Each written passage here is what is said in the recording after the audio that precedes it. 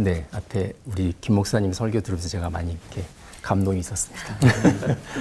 네, 요즘에 AI가 하는 걸 이렇게 가만히 보고 있으면 좀 신기한 게 대단히 많아요. 특히 이제 이 드라마, 영화에 AI가 많이 쓰이면서 예를 들어서 이제 살인 장난감 이런 데 보면 손석구 씨가 나오는데 손석구 씨의 어린 시절을 이제 AI를 통해서 만들었고요. 그다음에 카지노 안에 보면은 이제 최민식 씨 나오죠. 이제 그분도 30년 전의 모습을 뭐 특수분장이나 이런 걸 쓰지 않고 AI를 통해서 바로 했습니다. 그리고 이제 우리가 잘 아는 윤여정 씨가 어느 그 보험사의 광고에 나오는데 본인의 그 아가씨 때의 모습을 이렇게 서로 이렇게 마주보고 보는 장면이 나오는데 이것도 역시 AI로 구현했고요. 이제 이렇게 드라마나 영화 같은 데 쓰이기도 하지만 이제 좀 약간 더 혁신적이게 이제 죽은 사람을 살려냅니다.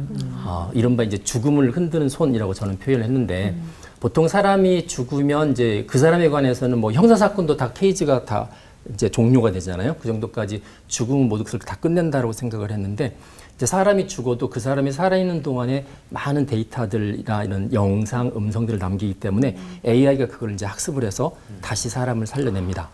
그래서 이전에 보면 이제 거북이라는 3인조 가수가 있었는데, 혼성 가수가 있었는데, 거기 임성훈 씨라고 계세요. 이 약간 퉁퉁하신 분. 이분이 2008년에 이제 심장마비로 돌아가셨는데, 딱 12년 후에 엠넷이라는 채널에서 이분을 이렇게 부활시켰습니다. 부활시켜서 원래 이제 그 당시까지 활동하고 있었던 양쪽에 이제 지금비라는 여성 가수랑 같이 다시 완전체를 만들어서 공연을 이제 실시간 공연을 했는데 그때 불렀던 노래가 본인이 죽기 전에 불렀던 노래가 아니에요. 2020년인데 본인이 죽고 나서 12년 후죠. 그 JTBC의 이태원 클래스의 주제곡을 부르셨어요. 그러니까 이건 무슨 이야기냐면 가수를 다시 디지털로 부활시켰는데 자기가 한 번도 부르지 않은 새로운 노래를 부른 거죠. 이건 어떤 걸 의미하느냐면 다시 가수가 된 거예요. 그래서 저는 그 부분을 이제 소위 말해서 디지털 부활에 의한 이제 재고용이라고 표현을 하는데 쉽게 표현하면 이런 거죠. 이제 앞으로 사람들은 살아있는 사람들은 죽은 사람이랑 경쟁하는 시대가 열린다. 뭐 이렇게 볼 수가 있는 거죠. 이런 부분들은 최근에 그 에일리언 로블루스 안에 보면은 이안 홈이라고 해서 2년 전에 죽었던 배우를 그 영화에 이렇게 다시 등장시켰던 게 있기 때문에 이런 부분들은 점점 보편화 될 수가 있습니다. 그래서 이 AI를 보면 참 신기하다는 생각을 이제 가지게 되는데 이 AI를 잠깐 지금 이제 구분을 해보면 원래 AI는 학습을 해서 미래 어떤 일이 벌어질지 그다음에 이쪽으로 갈지 저쪽으로 갈지 자율주행 자동차처럼 결정하거나 뭐 판단하는 데 많이 쓰였는데 이제 최근에 나오는 AI는 이제 지금처럼 영상을 만들기도 하고 음악을 만들기도 하고 생성형이라고 합니다. 근데 이 생성형이 잘못 쓰이다 보니까 최근에 우리나라가 아주 굉장한 혼란에 빠졌죠. 특히 그 아동 청소년들이 이거를 활용을 해서 음란물을 만들어서 퍼뜨리고 전국적인 이제 큰 뭐 국가적 재앙이다 어떤 국회의원분들은 그렇게 표현을 하셨어요. 이 아이들이 볼 때는 너무 신기한 도구인 거예요. 아이들한테 물어봤더니 그냥 사진 한 장을 주고 그 사람 얼굴에 누드가 나오는데 그 사람의 누드가 아니라고 생각을 하는 거죠. 그리고 재미로 알아서 이렇게 퍼나르기도 하고 뭐 그런 작업을 했다고 그래요. 당사자는 굉장히 큰 심각한 이제 충격에 빠집니다. 그래서 이게 법적으로는 이제 불법에 해당되는데 아이들은 그걸 이제 장난으로 알았고요. 그래서 불이 나게 국회에서 모여서 빨리 입법을 강화하자. 그래서 보통 이제 국회에 보시면 여야 바라보시고 뭐 거의 대부분 고성을 지르시고 하는데 그날은 섞어 앉으셔서 제 강의 이렇게 들었습니다. 그만큼 이제 심각했다라는 표현을 갖게 되는데 이게 이제 양면성이 있습니다. 보통 일반적인 기술은 양면성이 있어서 이렇게 선기능, 순기능이라는 게 있고요. 그다음에 역기능과 부작용이라는 게 있는데 디지털도 똑같습니다. 지금 보시면 디지털 기술이 나와서 우리가 굉장히 많이 편해졌고 새로운 직업도 나왔고 어떤 사람들은 새로운 수익을 창출할 수 있는 기회를 얻었고요. 심지어 우리가 지금 가지고 있는 건강 상태도 디지털의 도움을 받아가지고 상당히 많이 좋아지고 있는 거죠. 이제 그런 면에서는 분명한 순기능들이 있습니다. AI도 마찬가지고요. 그런데 이제 역기능도 마찬가지 존재합니다. 그래서 이전에는 이제 AI 전에는 보통 인터넷, 뭐 일반적인 디지털 그래서 인터넷도 역기능들이 있어서 인터넷 윤리 이런 이야기 나왔고 인터넷과 관련된 법 이런 게 나왔었습니다. 그래서 이제 이 대목에 있어서 제가 떠올랐던 이제 성경 말씀은 고린전서 10장 23절입니다. 모든 것이 가하나 모든 것이 유익한 것이 아니요 모든 것이 가하나 모든 것이 덕을 세우는 것이 아니다. 그러니까 AI로 모든 걸 다 할 수 있지만 우리가 이걸 선별을 해야 되는 거죠. 선별을 하지 않으면 그 기술이 아무리 좋아도 부작용이 더 크게 되는데 문제는 이제 누가 선별할 거고 누가 기준을 말해줄 거냐 하는 거예요. 많은 사람들이 지금까지 AI 윤리, AI 규제 이야기를 했지만 저는 그런 생각을 합니다. 이 땅에 존재하는 모든 생명이 있어서 그 기료, 진료, 생명 대신 주임을 섬기고 있는 크리스천들 이 사람들이 사실은 가장 정확한 기준을 말할 수 있는 거고 또 이 세상에서 빛과 소금의 역할을 하라고 미션을 받았기 때문에 그 역할의 하나로서도 역시 AI에 대해서 뭔가 적극적인 의견을 개진하고 세상 사람들 가운데서 모든 게 가능하지만 이거는 가능한 게 아니다라는 말을 할 수 있어야 된다라는 생각을 합니다. 결국은 AI는 이 시대를 살아가는 우리 크리스천들의 청지기 직분의 중요한 대상이다. 이걸 방치하면 하나님이 우리를 부르신 거에 대해서 우리가 임무를 무시하거나 아니면 거부하는 형태가 될 수 있다 하는 생각을 하게 됩니다. 기도하겠습니다. 모든 걸 아시고 또 모든 것을 다스리신 아버지 하나님, 지금 AI가 바꾸고 있는 세상 하나님이 너무나 잘 알고 계십니다. AI 때문에 어떤 일들이 앞으로 벌어질 것인지도 역시 하나님께서 잘 아심을 저희들이 고백합니다.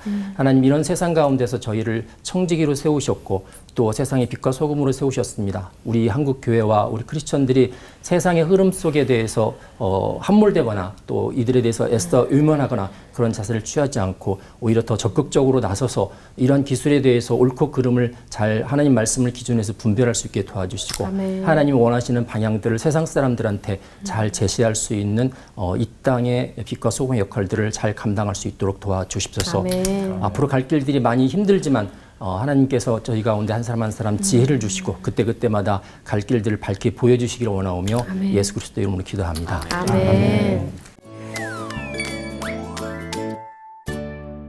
AI 말고 이번엔 교수님께 물어봐.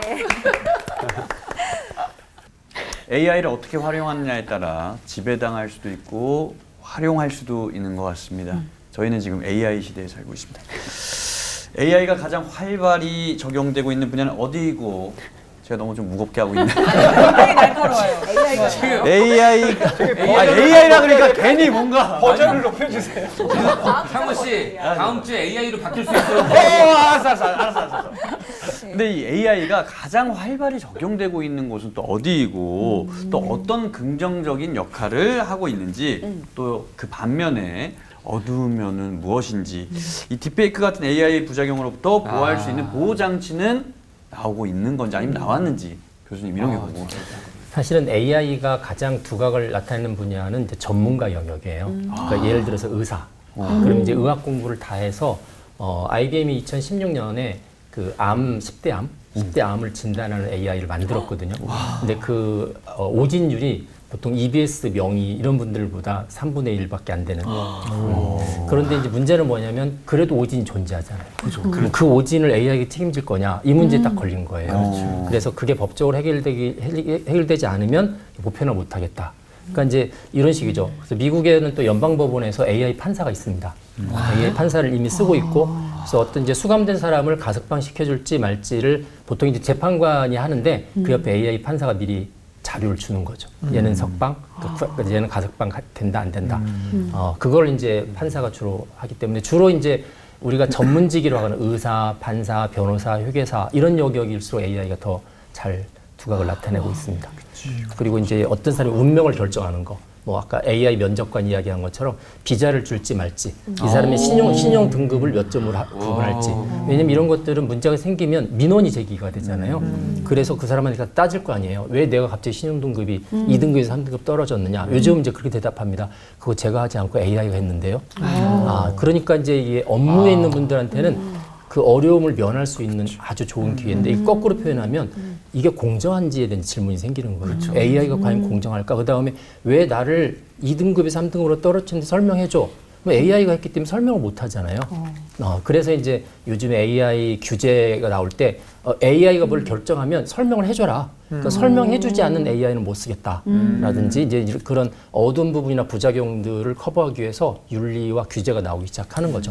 네. 딥페이크는 어떻게 해결될까요? 딥페이크는 원래 말 자체가 좀 부정적인 단어잖아요. 그러니까 딥러닝에다가 페이크, 가짜, 페이크. 그래서 원래 처음은 이제 얼굴을 바꿔치기 한다 해서 페이스 스왑이라고 썼는데 이게 이제 첫 번째 나온 단어다 보니까 사람들이 그냥 다 쓰는 거예요, 딥페이크라고. 그래서 제가 초두에 말씀을 드렸지만 이제 영화 뭐 이런 쪽에서는 진짜 가장 좋은 도구 중에 하나고요.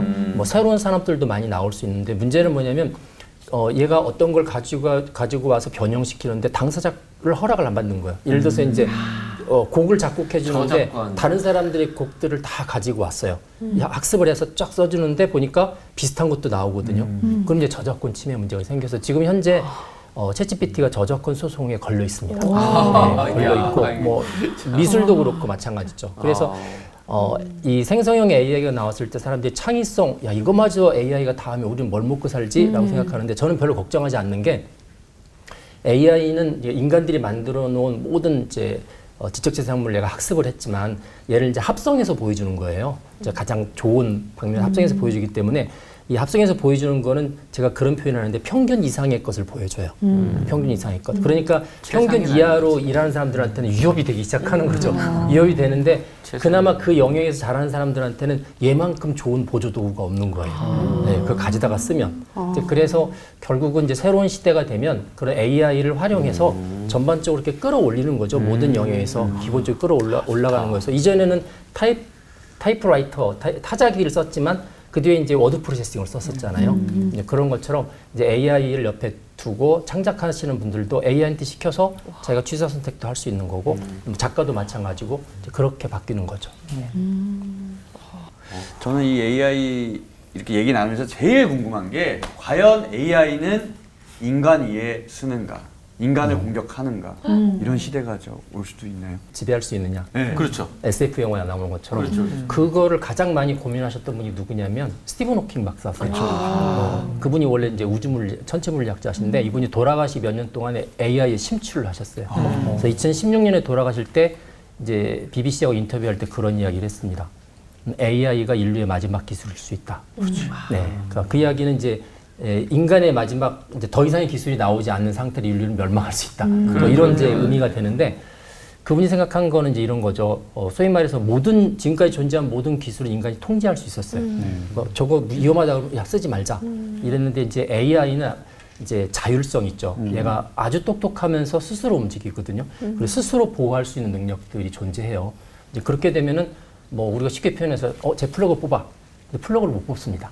이제 앞으로는 그러니까 스스로 본인의 파워 이런 것들을 이제 사물 인터넷을 통해서 이제 보호하는 상황이 이제 벌어지기 때문에 이제 그래서 지능이 점점 좋아져서 결국은 80억 인구의 IQ를 합한 것보다 더 높아지는 그 상태를 보통 이제 슈퍼 인공지능이라고 이야기하고요.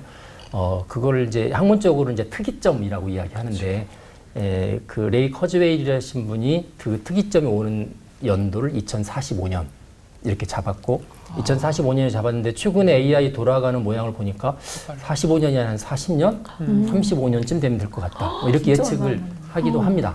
네, 근데 이건 대세는 아니고 이제 주로 어차피 기술은 계속 발전하잖아요. 그 발전한다고 그럴 때 결국은 인간의 지능을 추월하는 순간이 올 텐데 그게 언제냐? 그게 생각만큼 빨리 올 거냐 아니냐? 그 논쟁만 남아 있는 거예요.